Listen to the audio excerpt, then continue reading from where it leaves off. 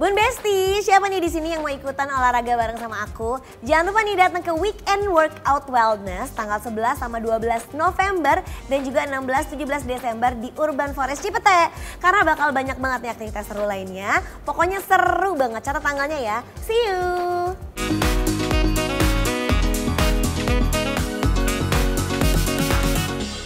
Aku nggak mau kalau ketemu laki-laki berkumis gitu kan. Taunya dapet suami berkumis gitu. Bener. Aku juga. Dulu nyebutnya apa? Aku pokoknya gak mau pacaran sama artis. Sama. Kalian berdua kalau nggak ada salah satu itu nggak akan bisa sampai sekarang. Wih. Cuannya kepegang gitu loh maksudnya dari sisi cuannya ya. Tapi kalau dari sisi keseluruhan emang ya saling melengkapi aja gitu. Jadi kira-kira karakter istrinya itu adalah orangnya kreatif, religius, sabar, dan istrinya itu hadiah dari Tuhan, dia nggak bisa milih. Masya Allah. Lo suka mimpi yang ngerasa mimpinya kayak beneran nggak gitu? Ya sih akhir-akhir ini udah fix lo hamil, bener aku tes pack bener aku hamil. Anyway banyak banget kan orang yang percaya astrologi. Kamu juga kan percaya astrologi, aku bukan percaya sih tapi kayak seru gitu. Bener, ya tidak kan? menolak gitu ya. Iya, tapi banyak juga yang percaya dengan fenomena law of attraction. Nah kalau buat Mbak Samantha sendiri secara psikologisnya tuh law of attraction tuh gimana? Law of attraction itu kan hukum tarik menarik nih. Jadi kalau hukum tarik menarik itu di mana konsep berpikir kita itu bisa optimis dan positif. Oke. Gak boleh positif aja ya, nanti jadi halu kan. Iya benar. Kayaknya aku agak gitu deh. Iya, nah itu kan berarti kan mungkin nggak tahu ya. Kadang-kadang misalnya secara astrologi itu nggak mungkin, tapi kita manifesting ini bisa terjadi positive thinking, gimana tuh? Nah itu yang sulit. Iya kan? Jadi kalau ilmu di law of attraction itu sebenarnya berkaitan sama ilmu psikologi atau neuroscience-nya adalah neuroplasticity atau brain plasticity. Wah, apa tuh? Gue tiba-tiba lost. Jadi dipercaya kalau semakin kita percaya dan kita mau bertumbuh, itu neuron-neuron atau sinaps kabel di otak kita itu semakin bisa berproduksi Ketujuh ke sana dan akan menuju ke sana. Aku punya kok beberapa contoh chart orang kaya, tapi sebetulnya chartnya itu nggak terlalu bagus. Tapi karena kegigihan mereka, dan mereka bukan orang yang punya hoki, kegigihan, keinginan, kemauan mereka kerja keras, belajar terus, akhirnya bisa mencapai satu standar hidup yang jauh lebih baik gitu. Tetap harus usaha ya, tetap Harus intinya adalah usaha. Iya. Tapi tadi apa love lagi, love aja. Law attraction itu sama manifesting itu nyambung gak sih? Iya, jadi kalau kita mau mempraktekkan law of attraction, kita perlu belajar manifestingnya. Nah, cara manifesting itu sebenarnya kalau di psikologi pendekatannya dari kognitif terapi juga. Jadi kita diajarin untuk membentuk kata kalimat yang jauh lebih pantas. Jadi kita kan gini kan, aku nggak mau kalau ketemu laki-laki berkumis gitu kan. Taunya dapet suami berkumis gitu. Bener. Aku juga. Dulu nyebutnya apa? Aku pokoknya nggak mau pacaran sama artis. Sama. Nah ternyata otak kita itu tidak bisa mengenal kata tidak. Kata negatif tuh nggak bisa mengenal lah. Jadi itu disama-artikan sama positif. Justru kita semakin penasaran. Jadi kalau nggak mau pacaran sama artis, taunya dapet suami artis gitu. Mungkin dari dulu dalam alam bawah sadar kita penasaran. Mungkin suka kalau masuk nggak kayak ngebayangin, kayaknya kalau gue sama artis mah gue mah nggak mau, ntar gue ribet gitu kali. Ada gitunya kali ya. Ada juga kondisi yang sebetulnya perlawanan itu berkaitan sama bagaimana kita pengalaman terbentuk dari masa lalu. Jadi misalkan punya cerita yang negatif, trauma. Iya, ada. Akhirnya membentuk kita kan untuk nggak mau gitu. lah. Gidik gitu loh. Ya. Gitu kan. Tapi kalau misalkan jodoh kita ternyata punya karakter itu gimana? Iya. Kan kalau dari astrologi tuh di rumah 7 kita bisa lihatnya kualitas jodoh pernikahan itu di rumah 7. Tadi 7. Apa yang tadi 7? Apa tuh? Aduh. Deg-degan tapi pengen. Jadi kayak oh ya, kamu menjadi ini ya, punya suami yang rapi, punya suami yang lebih perfeksionis dari kamu, lebih struktur, lebih terorganisir, tapi somehow kamu ngerasa nggak bisa lepas dari pernikahan itu. Benar. Love husband. Love. Benar. Bagus ya? loh. Udah dibahas kemarin loh di itu loh kita podcast. Bukan podcast. Apa yang mana? syuting yang mana, kebanyakan syuting lah gitu. Oh, kebanyakan kerjaannya banyak, cuman ya, banyak lah. sorry. Oke. Jadi kayak nggak bisa lepas. Bener loh. Bisa lepas, ya kan? Bener. Keren. Ya Allah. Nah berarti bener-bener se-powerful itu human's mind itu ya Mbak ya? Ya, terus aku ingat nih kalau tentang Mbak Gigi sama Arafi. Oh, udah pernah baca juga kan, Pernah Raffi? baca juga kan. Aku ingat bagian si Nasri sama kompositnya. Kalian berdua kalau nggak ada salah satu, itu nggak akan bisa sampai sekarang. Wih. Cuannya kepegang gitu loh maksudnya, dari sisi cuannya ya. Tapi kalau dari sisi keseluruhan, emang ya saling melengkapi aja gitu. Gitu. Lu Prapi amat.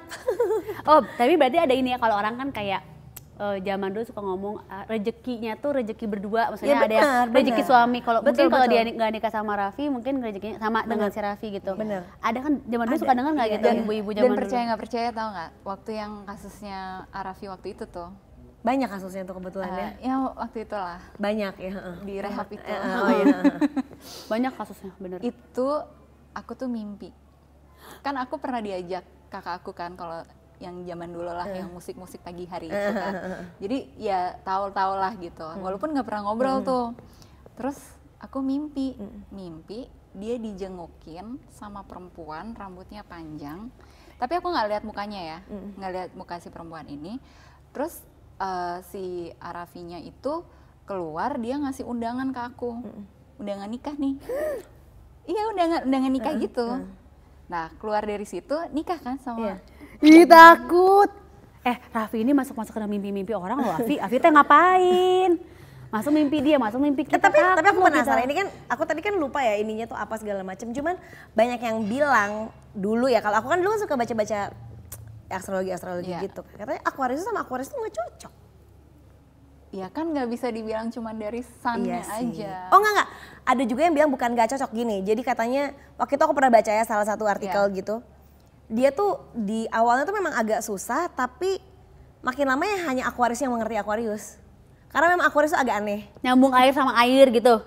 Nggak tahu gitu, pokoknya aku lupa deh, pokoknya kurang lebih penjelasannya gitu. Karena memang Aquarius tuh makin tua tuh makin aneh, makin unik, makin nggak bisa juga dipegang.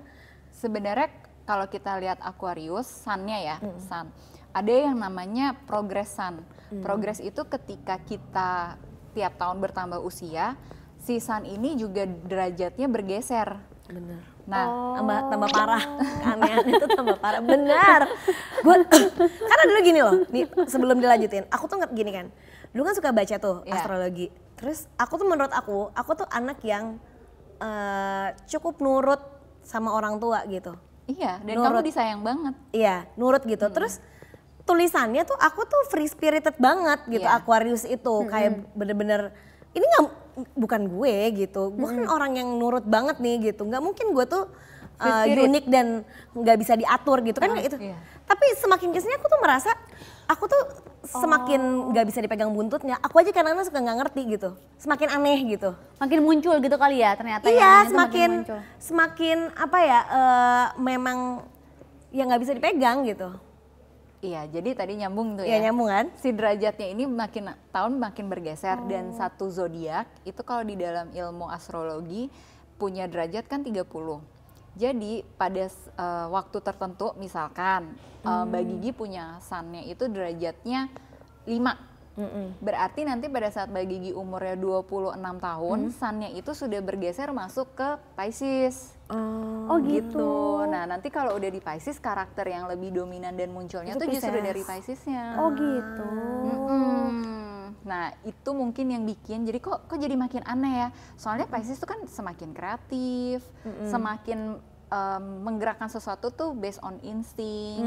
Terus si Aquariusnya sendiri itu adalah rumah dari planet Uranus. Nah, planet Uranus tuh kan dilambangkan dengan kondisi yang tinggi, jauh gitu. Jadi ya dari sisi pengetahuan udah pasti orang Aquarius tuh sangat cerdas, out of the box, terus bisa mencipta. Aries gue. Aries adalah penggerak Iya. yang menjalankan. Idenya dari Mbak Gigi, kamu yang mengerjakan ya. Oh iya benar. Kalau iya kayak aku tuh sama Raffi tuh lebih kayak aku maunya gini. Nah, tapi untuk eksekusi tuh kurang. Iya. Makanya butuh aku deh, Afi sama Konseptor, Gigi iya. butuh aku. Iya, konseptor. Dan sebetulnya kalau dari Mbak Gigi tuh punya insting buat menilai orang. kayak scanning gitu tuh punya. Iya bener. Gitu, dan biasanya tepat. Biasanya ya. Oh gitu? Nah, kalau berkaitan sama relationship, itu biasanya kita nggak bisa cuman lihat dari sun-nya cocok atau nggak cocok. Bisa aja sun-nya sama-sama Aquarius, tapi harinya beda, tahunnya beda. Kita ulang tahunnya bareng loh. Beda sehari, tapi kan tahunnya beda, harinya beda. Harinya beda. Iya. Jadi moonnya bisa punya karakter yang berbeda. Venus, Marsnya bisa beda. Terus rumah tujuhnya, kualitas pernikahannya tuh bisa beda. Jadi misalkan nih, kebetulan aku ingat sih kalau chartnya Arafi. Di rumah tujuhnya dia itu kalau nggak salah ada kualitas Pisces. Nah, itu kan berarti datang dari orang yang sangat suka dengan religius, orang yang punya creativity tinggi gitu. Jadi kira-kira karakter istrinya itu adalah orang yang kreatif, religius, sabar, dan istrinya itu hadiah dari Tuhan, dia nggak bisa milih. Masya Allah. Gitu. Oh gitu. Iya. Ya, tapi kan emang semua orang kan nggak bisa milih kan? Enggak, beda kalau misalnya. Beda, kalau yang melet bisa. Coy. Misalnya kayak dia nih. Kayak aku gimana? Kayak kamu dapat suami karakternya yang sangat teratur gitu. Rapi, semua terorganisir gitu, kayak Marie Kondo gitu. Tara Kondo. Tara Kondo. Emang ya Tara gitu? Tapi ternyata aku lebih terorganisir sebenarnya. Karena perempuannya. Kayaknya iya. Nah, biar tambah seru, ini ada bestie kita yang mau curhat. Katanya ini soal mimpi-mimpi, kita lihat ya. Hai Besti, kenalin gue Adele, gue asalnya dari Jakarta. Gue mau curhat dong. Jadi gue ini tipe orang yang kalau mimpi itu bisa bener-bener ngeh secara detail kayak tempat kejadian waktu orang-orang yang ada di dalam mimpi gue. Jadi gue tuh bisa controlling mimpi gue dan gue ngerasa mimpi gue itu secara real. Jadi gue ngeh kalau itu gue lagi mimpi. Nah kayak contohnya kemarin, gue lagi mimpi ke pantai bareng teman-teman gue tuh bisa kontrol mimpi itu, dan gue benar-benar keinget siapa-siapa aja yang ada di dalam mimpi gue tersebut.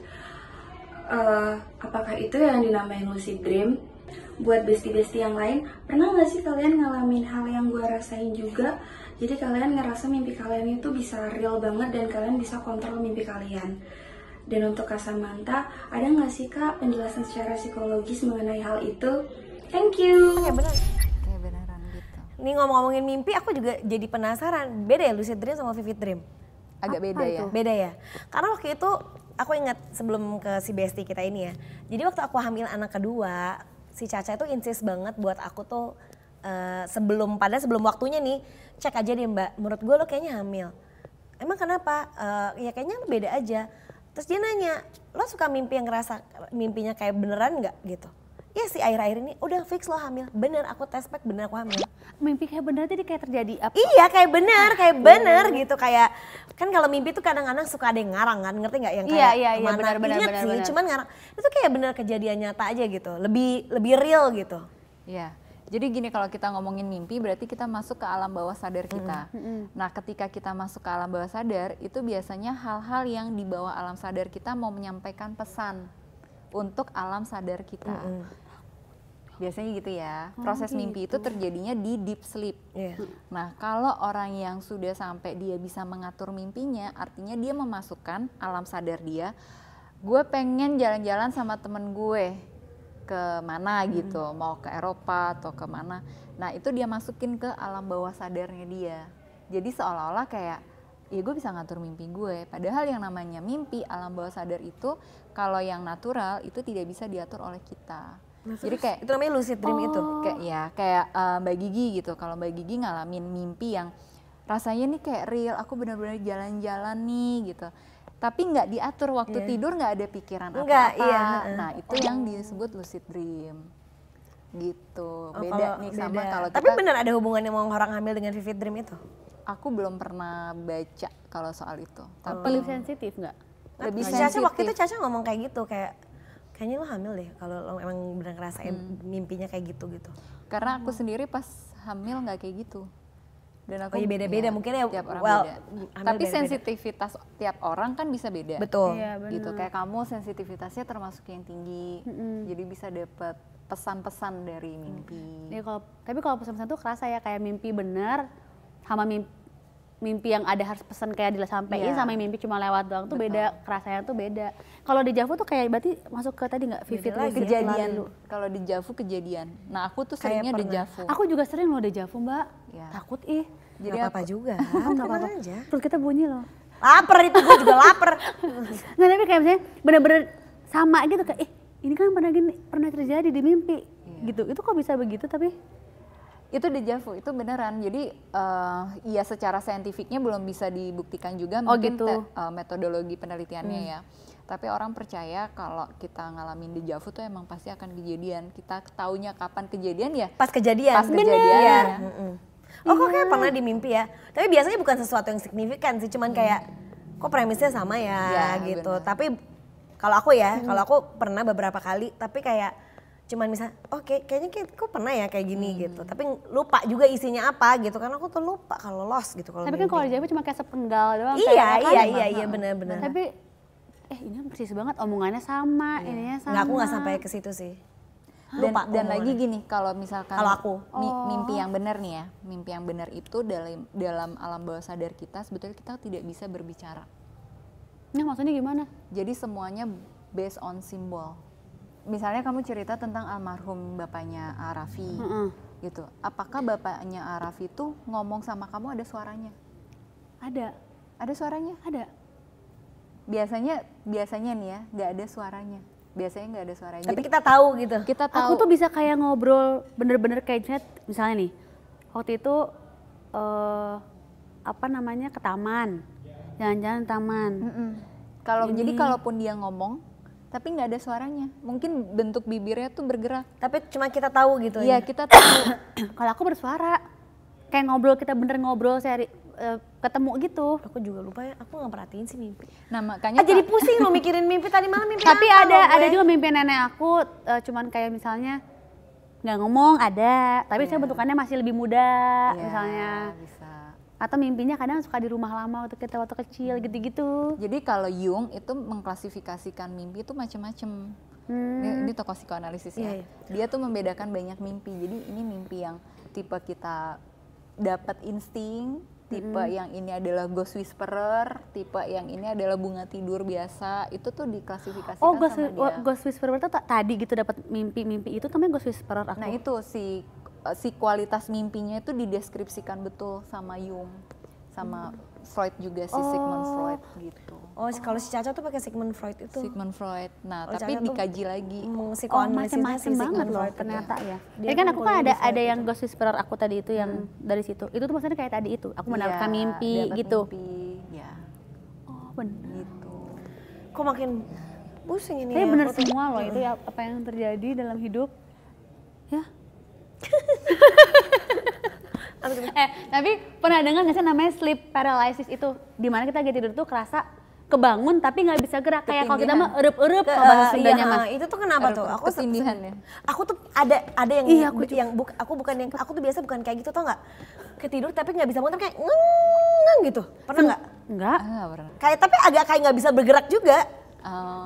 Tapi kayak ada bunyi nging gitu.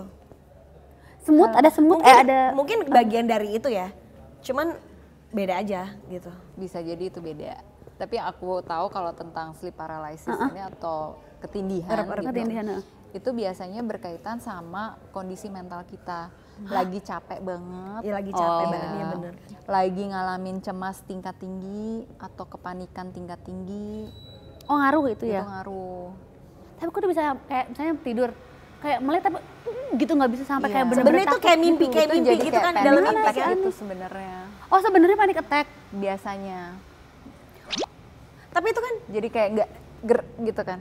Gitu ya? tapi itu sebenarnya itu kita beneran melek kah? Apakah kita Iya, dalam nah itu mimpi bener. kayaknya melek gitu? Ada dua versi. Yang ada yang beneran dia udah melek, jadi dia sadar dia ingat. Ada yang dia kayak dia mau buka mata aja dia nggak bisa, tapi Iya. dia bisa ngelihat keluar. Iya. Iya bener Gitu. Terus kalau misalnya yang lebih serem lagi tuh yang kayak tidur mimpi sambil tidur ya sambil Sambil jalan. jalan. Aku kadang-kadang suka parno loh. Kamu pernah? Nggak pernah, tapi kan kalau abis dengar berita cerita kayak gitu tuh jadi kayak ngunci-ngunci kamar, apa takut gitu. Kan kita nggak tahu iya, anak benar, atau benar. apa Bahaya gitu kan, soalnya bahaya Itu juga takut. berdasarkan dari kecemasan. Oh, Tapi kok bisa jalan nggak Biasanya lemes ya cemasnya kakinya tinggi ya? gitu ya? Cemasnya tinggi, ada masalah yang lagi dihadapi. Kalau anak-anak kan ya mungkin mereka punya banyak trauma tapi nggak bisa diproses terus nggak cerita sama orang tuanya. Iya. Gangguan tidur biasanya berkaitan sama cemas atau depresi. Kalau sampai jalan gitu kok dia nggak lemes ya kakinya ya? Kita kan kalau tidur kan kayak lemes ya, iya nggak sih? Jadi kayak alam bawah sadarnya gitu loh yang Ada satu lagi pertanyaan, kenapa kalau kita mau besoknya mau bangun pagi tapi susah tidur? Iya bener loh. Iya Itu loh. ya waktu ngajakin lari, Nggak bisa, ujung-ujungnya nggak bangun juga loh. kalau kemarin dia nggak bangun, kemarin ya, terlalu sorry ya. excited ya. Iya loh kalau gitu, terus jadinya kayak merem terus tapi kayak ngawang gitu, tidur nggak tidur gitu. Tidur ayam gitu ya? Tapi itu juga berkaitan sama rasa cemas Iya karena bener. takut nggak bangun justru. Bener. Karena takut nggak bangun jadinya udah deh nggak usah tidur gitu. Bukan nggak pengen tidur, pengen banget Pengen, tidur loh tapi gitu. kan antara alam bawah sadar sama alam kesadaran kita kayak Iya sih. conflicting gitu. Iya bener Iya, karena ya. takut besok pagi kesiangan apa Iya. segala macam. Makanya jangan suka cemas jadi manusia itu santai aja. Cialah. Tapi by the way gimana? Oke, untuk menutup Padahal cemas pembicaraan kita hari ini. Bagaimana ya setiap orang tuh kan punya kecemasan, punya ketakutan, Ya. punya harapan juga. Gimana supaya hidup itu lebih santuy gitu? Kayak aku mau Salah nggak sih mau pertanyaannya? kontak bahasa Salah ya? manta deh kalau soal itu mah berduaan ya. ini in general aja ya, in general gitu. Supaya kita bisa lebih santai menjalani hidup, pahami diri kita, pahami. susah tuh ya. Iya kan, sesuai judul kita hari ini. Iya benar-benar. Benar. Jadi bagaimana kita bisa memahami diri, apa sih yang cocok dalam kehidupan kita. Kayak misalnya kan gini, kalau dari pandangan astrologi ya, orang yang punya aspek Aries di rumah 6, rumah kesehatan, atau rumah 8, rumah yang berkaitan sama kematian, itu disarankan tidak olahraga secara keras. Misalnya olahraga keras itu apa sih? Lari maraton, basket, sepak bola gitu ya.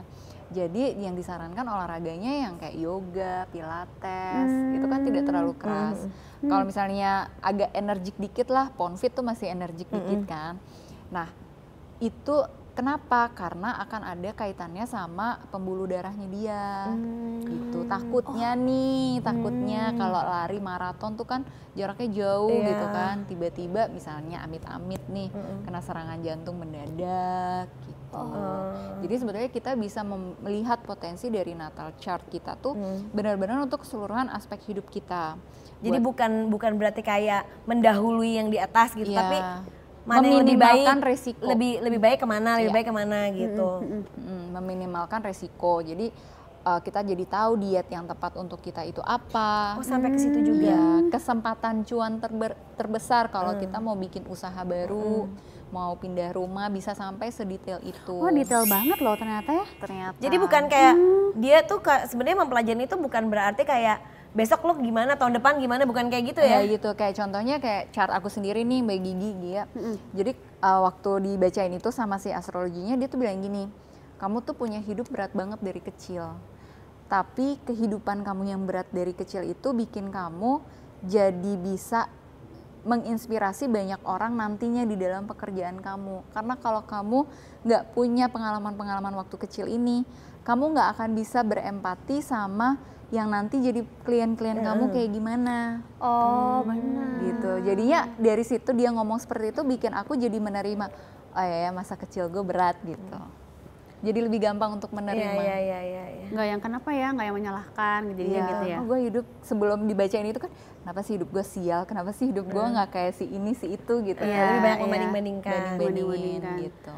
Oh seperti itu. Jadi ya apapun itu caranya, mau through astrologi atau mau ke psikolog atau kemanapun juga ya, itu pentingnya nawin diri sendiri supaya kita bisa lebih memaksimalkan apa yang akan terjadi, apa yang kita suka, apa yang enggak, supaya bisa mengurangi kecemasan-kecemasan, menambah harapan hidup Menambah juga. harapan, menambah betul, kenyamanan. betul. Jangan Gitu. dijadikan astrologi buat ngeramal aja. Tapi lebih nawin diri gitu ya. Karena ya ramalan itu zaman sekarang bisa selalu berubah kan. Betul. Iya benar, semuanya berubah ya. Tergantung kita duga. Tergantung kita juga usahanya gimana. Tadi itu Setuju. kan. Gitu Besti. Terima kasih loh Mbak Samantha. Thank Udah datang ngobrol-ngobrol, sharing-sharing. Semoga nanti kalau misalnya ada yang mau langsung konsul bisa juga ya? Bisa dong. Hubungi 08000000 ngagorolong. Iya, aku juga mau nanti, aku udah tukeran nomor tadi sama Mas. Gitu? Iya, mau. Berarti ada satu sesi nanti, satu episode sendiri bahas Giano. Aku udah minta 5 episode tadi. Oh iya, tadi 5 Bahas episode apa aja gitu? WhatsApp. Lama-lama orangnya Mbak udah cut udah kepanjangan. Gak bisa terus. Nah, Gitu. kan biar sampai puas. Seanak beranak sampai cucunya nanti dihitung. Betul, tadi jujur emang mau bawa Kalea juga pengen tahu. Oh iya benar. Seru banget. Benar. Kan jangan-jangan kita bisa juga Dari itu aja, dari kamu. Iya mau. Tuh. Gaya pengasuhan kamu ke anak bisa. Panjang ini ceritanya detail kalau banget. ngomongin diri sendiri. Oke, langsung aja deh kalau gitu. Terima kasih juga buat Gia. Terima Nanti kasih. Ada satu sesi khusus ya buat Gia di sini. kasih semuanya. Dan semua Besti jangan lupa nih follow dan subscribe sosmednya Bun Lifetainment. See you Besti. See you bestie.